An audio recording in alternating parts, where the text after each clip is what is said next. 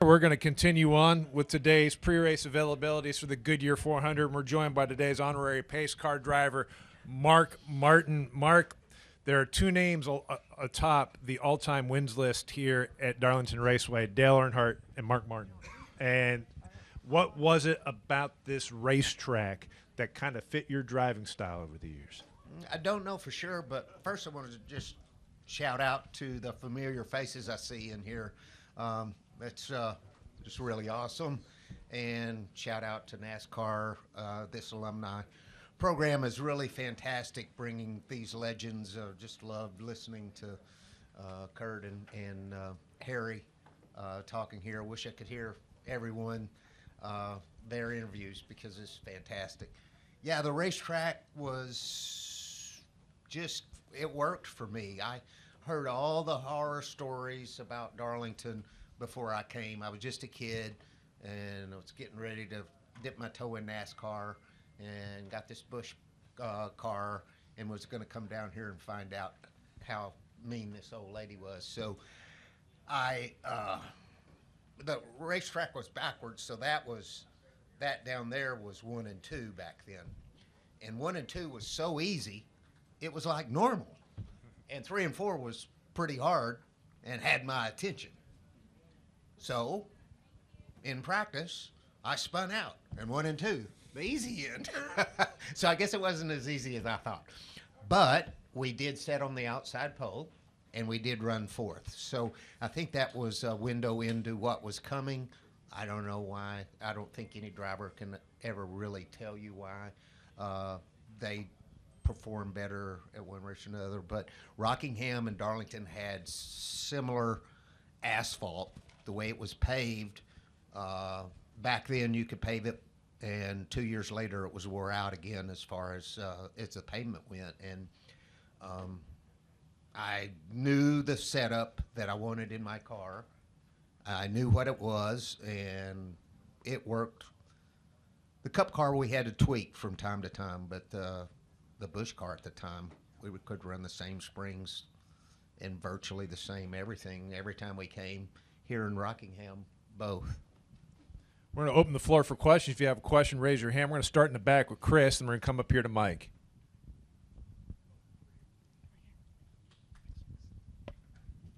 Hey, Mark. Chris Gallen with Above the Yellow Line Media. Glad to have you here. So Darlington's a place where in NASCAR we like to kind of take stock of the sport's history and pay tribute to the legends of the sport, yourself included.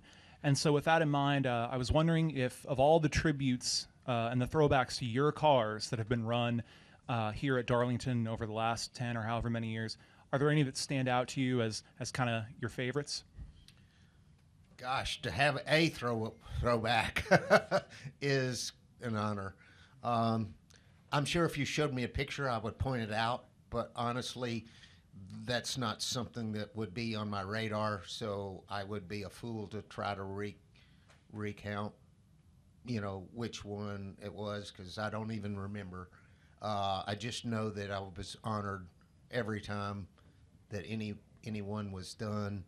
I was pretty honored that Alex Bowman chose to honor my car. I thought that was, recently, in the past how many years, not that many years ago, I thought that was really, an honor. To be recognized by today's drivers for any one of these alumni means more than you guys can, more than I can articulate, and you may have trouble as well.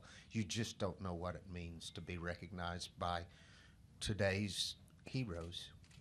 These are our current day superstars that are out there, and for them to, you just don't know what it means. Thank you, Mark. We're going to go next to Mike, and then to Tyler, then to Matt, then to Lee.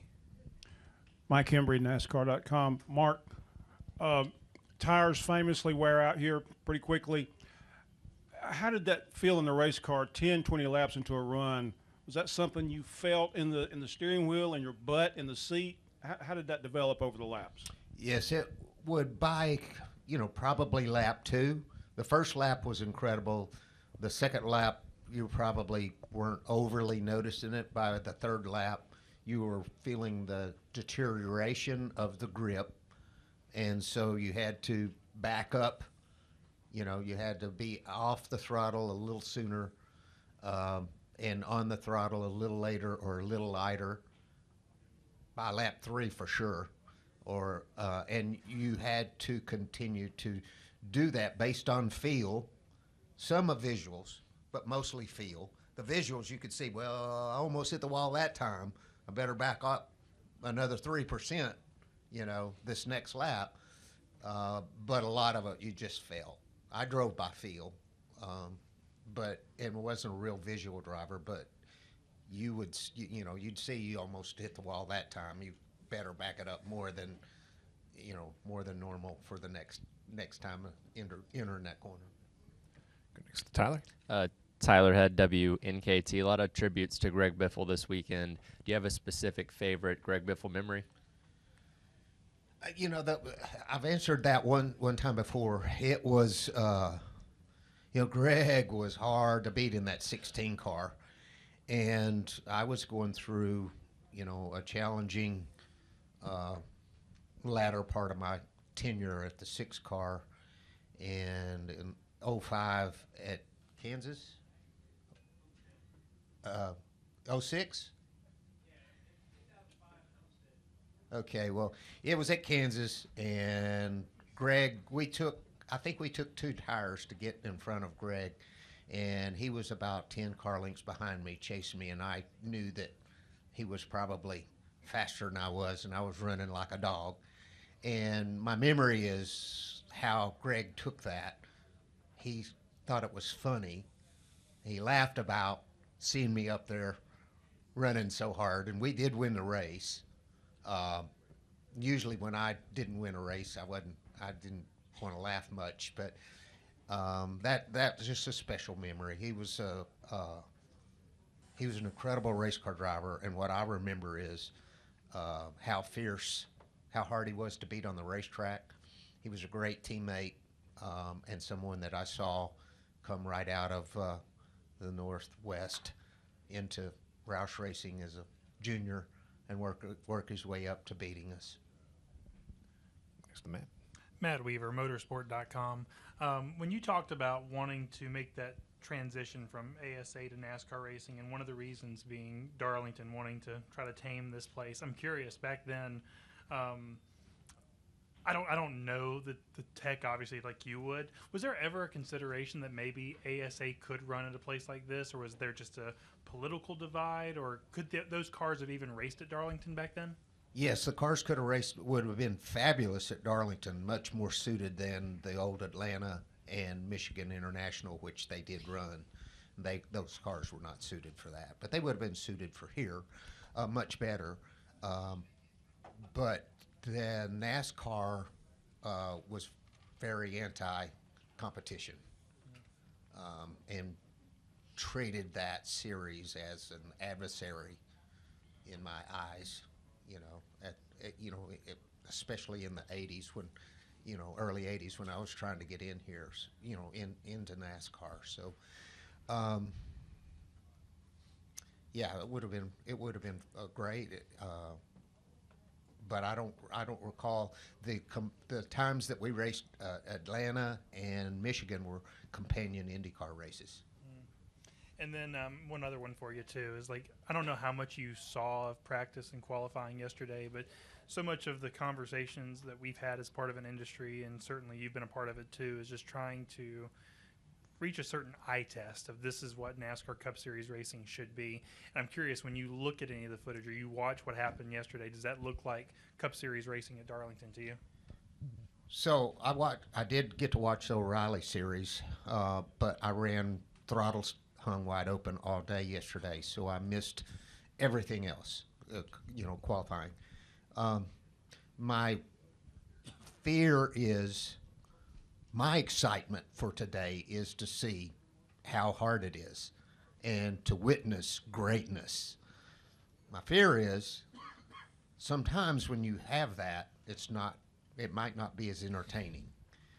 And I just hope that everyone embraces the race today as, hey, not every race is Atlanta. Not every race is Talladega, and this is what it is. It may be an incredible finish to this race, or it may not be. We may see greatness separated by not so much greatness. I don't know.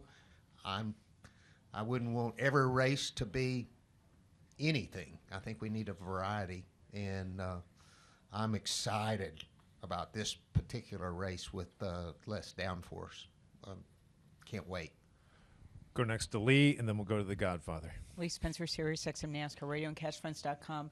Mark, you talked earlier about ASA and also, running short tracks throughout the Midwest, throughout the South. You came here once, had to take a step back, came back again.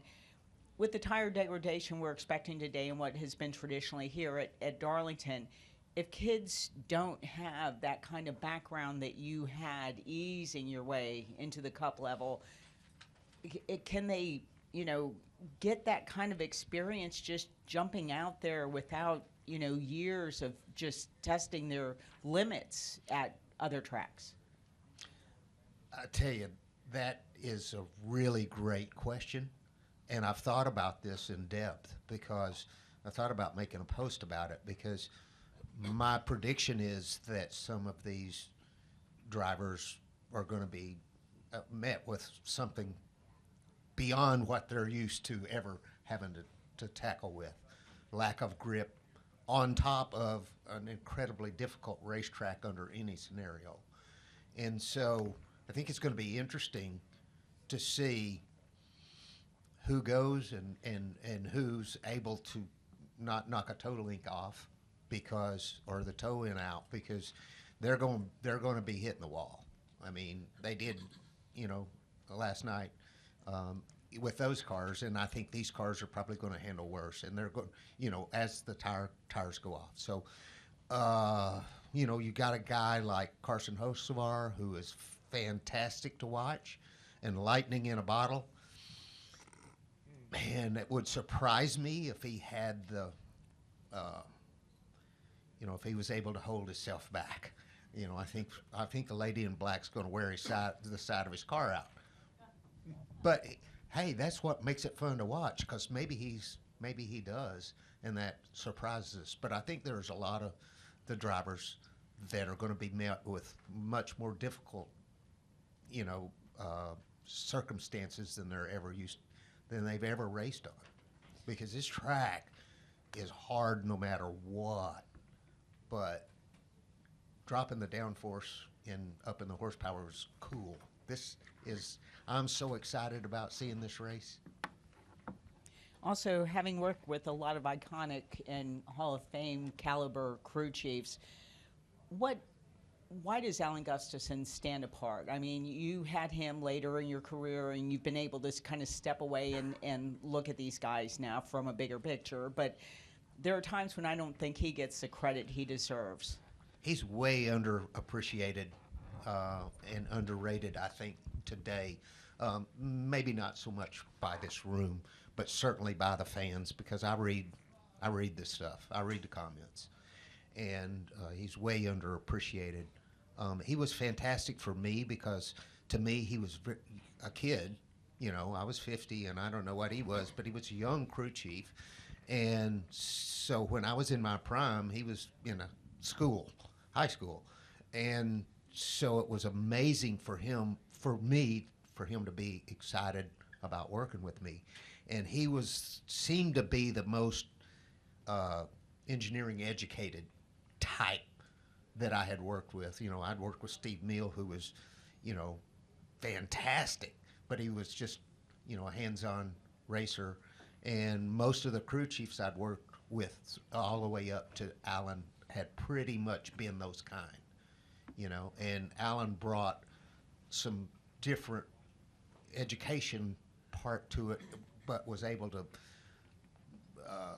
made it with practical stuff. And he took risks, like racing. We won some races because he did something that a lot of crew chiefs wouldn't make that call, and he made those calls, and we won the races. And in my opinion, I've seen Chase win some races that he wouldn't have won. Unfortunately, the times when he made those calls and it didn't work, and it won't work every time. He's gotten blasted by the fans for that, and I think he's brilliant, and I also think Chase is brilliant. I think they're capable of even more. And if you and there, to me, there's almost no one more consistent runner. Like they should be a great runner for the championship, and Christopher Bell as well, because there are two that fly under the radar that run consistently in the top 10, in my opinion. Okay, we're going to go next to Dave and then to Eddie. Dave Moody, MRN and SiriusXM NASCAR Radio. Mark, a couple of years ago, we had a little bit of difficulty getting the honorary pace car driver, a tall gentleman in a cowboy hat, as I recall, to come on off the racetrack so that we could throw the green flag. Are we going to be okay with you today? I don't know, boy. I tell you what, it's a lot of pressure. I thought it was really funny when Richard had his thing, but it's not going to be funny if I mess this up. So I'm not going to be relieved until I get on pit road with that pace car, make sure that I don't screw up. So it's really fun. It's a great honor. It's a great honor to be here and to see everyone and be with the fans. I got to sign a lot of autographs out at the fan zone and things. You know, there's some things that are the same, but there's a lot of things that are different, and it's really cool to be around. I hope to maybe be around more in the future. Not a plug, but Matt and I have been working for 5 years on a book that is really in depth. And once that gets finished and published and released, I hope to be around a little bit more, signing some autographs, signing some books, and maybe do that at a few NASCAR races. So I look forward to that. We're really excited about it. We'll go next to Eddie, then to Trenton, and then we'll wrap with Dalton. Hey, Mark. Eddie Kalegi, Motorsports Today. I got two questions for you. First off, you mentioned you watched the O'Reilly race yesterday. Obviously, Allgaier had the battle with the two Cup guys, and of course, you're someone who did a lot of bushwhacking, racing down back in your days in the Busch Series, Nationwide Series, and with the rule change this year, there's going to be more of that. So what are your thoughts on just the benefit for a Cup driver racing down and also for the exposure for the younger guys coming up to race against Cup drivers? Well, the first thought is those drivers, those young drivers, need to be challenged. They need to see how hard it is, because the step is unbelievably, number one. Number two, so those young drivers need to see what they're going to be up against when they make that transition driver-wise. I think that's a good thing. I think it's minimal benefit to the Cup drivers to run as far as performance-wise, because now the difference in the cars is so wide, and the difference in the tires are, used to we ran on the same tires. And so not a whole lot of crossover, but people need to race. I mean, race car drivers need to race. And I think it's great. I think it's great that they've opened it up. I think it's cool that Justin beat the Cup guys,